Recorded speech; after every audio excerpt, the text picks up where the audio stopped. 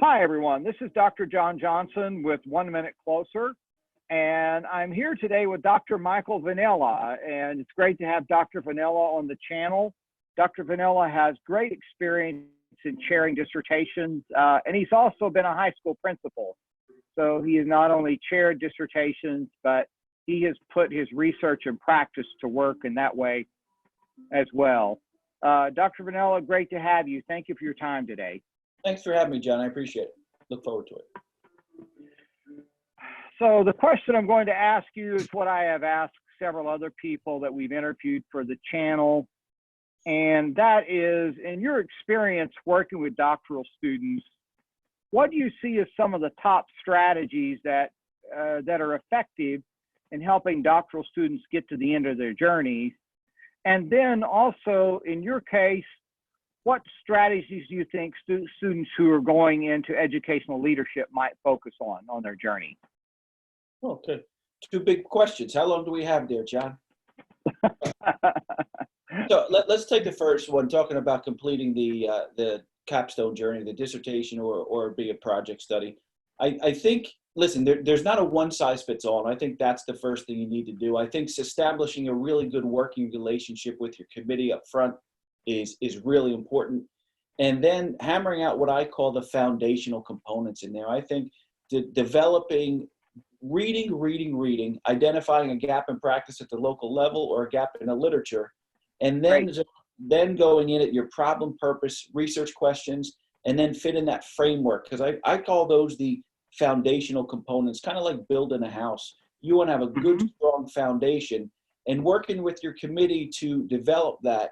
I know I've worked with what's called a DAT form with many students to fill that out first before going into the prospectus or the proposal, but really refining that up front. I found that the students that have been the most successful really have a firm, narrow focus at the outset, and they know exactly what they want to accomplish. It's not broad in scope; it's real narrow in scope. Problem and the purpose are there. Then I like to have hypothetical research questions, but I think the framework plays a big key up front. And then if you can get the problem, the purpose, and your research questions in there and laid out up front along with the framework, I think you have a solid foundation. And then you go to build up what I call build the walls up on there. And from there, working with your content member or your methodologist, hammering out what would be the appropriate methodology to carry out, whether it's answering that gap in practice at the local level. I know a lot of students I've found to do a basic qualitative study, whether if they're looking into a phenomenon in their local setting. And then from there, diving into the literature review. And one of the things that I found and told students is read, and read again, okay?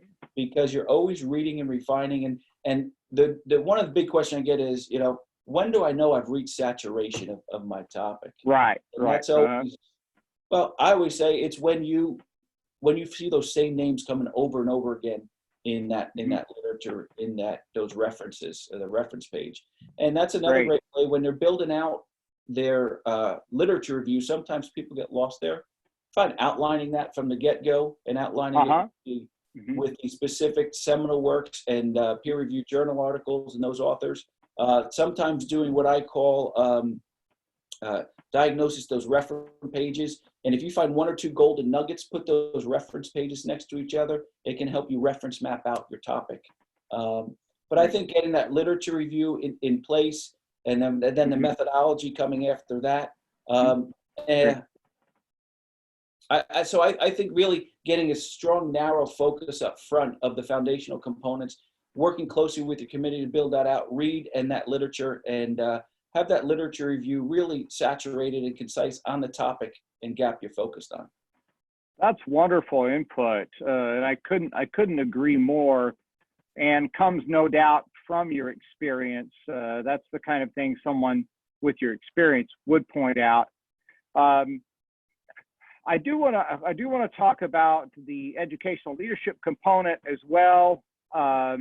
You've been very successful in educational leadership, and I know as a high school principal, and I know you've had other opportunities to move up in that world.